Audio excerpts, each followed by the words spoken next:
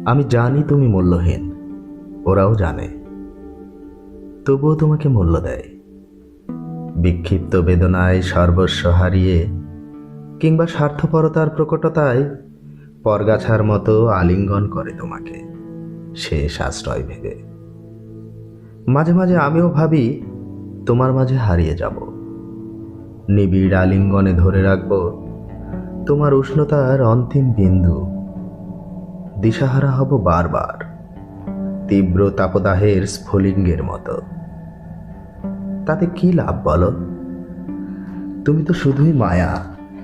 মোহের প্ররোচনায় হয়তো লীন হব গহীন অরণ্যের বুকে এক ফোঁটা শিশিরের মতো। আধো আলো আধো জাগরণে ফিরে আসব সহস্রবার, যেখানে শুধু তামাশার অন্ধকার।